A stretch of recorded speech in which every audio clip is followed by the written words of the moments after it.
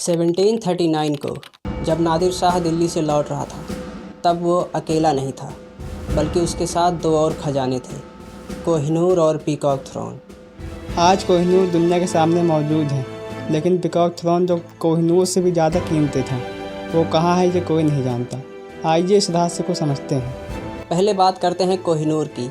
14वीं सदी में भारत के गोलकोंडा केसट्रा की खानों से निकला एक बेशकीमती खजाना, जिसे देखकर सभी के होश उड़ गए। उसका नाम था कोहिनूर।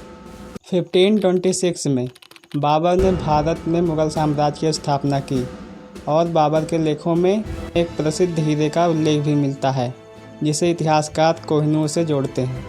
1628 से 1658 तक शाहजहां के शासनकाल में कोहिनूर को पीकॉक थ्रोन में जड़ा गया था, ताकि इसकी शोभा को और भी बढ़ाया जा सके। 1739 को नादिर शाह ने दिल्ली पर हमला किया और पूरे शहर को लूट लिया।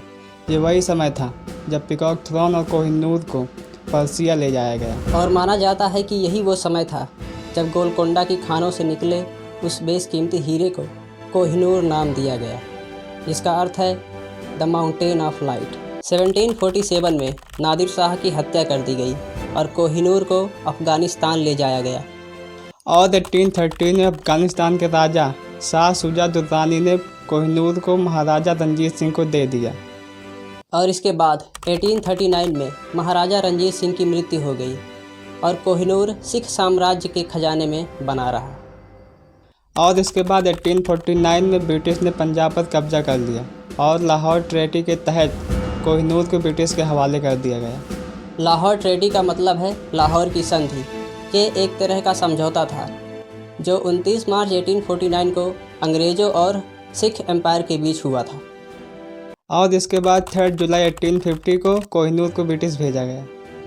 और इसके बाद 1851 में कोहिनूर को इंग्लैंड की राजधानी लंदन में आयोजित ग्रेट एग्जीबिशन में पहली बार जनता के सामने लाया गया। इस प्रसिद्ध हीरे को देखने लाखों लोग इकट्ठा हुए। हालांकि कई दर्शकों को इस हीरे की चमक उम्मीद से कम लगी, इसलिए इसे दोबारा तराशने का निर्णय लिया गया। और इसके बाद 1852 में इस हीरे को दोबारा तराशा गया, जिसके कारण इसका वजन 186 से घटकर 105.6 कैरेट रह गया। और इसके बाद 1937 में कोहिनूर को queen Elizabeth the queen mother के क्राउन में लगाया गया। और आज कोहिनूर टावर ऑफ लंदन में रखे ब्रिटिश क्राउन ज्वेलर्स का एक हिस्सा है। अब बारी आती है पीकॉक थ्रोन की।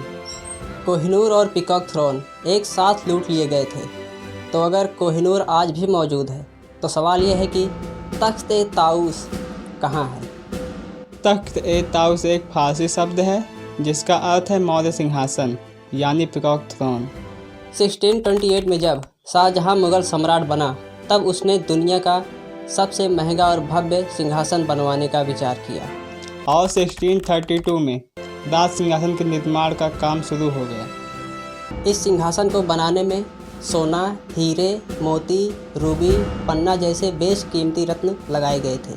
इनमें से कुछ ऐसे रत्न भी थे जिनके नाम भी शायद लोगों को मालूम ना हो। लगभग 1935 में इस सिंहासन का काम पूरा हुआ और उस समय इस सिंहासन की कीमत करोड़ों में थी। इस सिंहासन के पीछे 2 मोर बनाए गए थे, जिनके कारण इसका नाम पीकॉक थ्रोन पड़ा, यानी मौर्य सिंहासन। और इस सिंहासन में कई बेशकीमती रत्न जड़े हुए थे, जिनमें कोहिनूर भी शामिल था। 1658 में जब औरंगजेब ने सत्ता संभाली, तब पीकॉक थ्रोन मुग़ल साम्राज्य की शान बना रहा।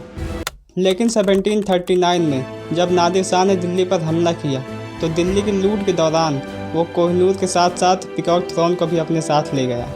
1747 में नादिर शाह की हत्या हो गई और इसके बाद पीकॉक थ्रोन का मूल अस्तित्व बिखर गया।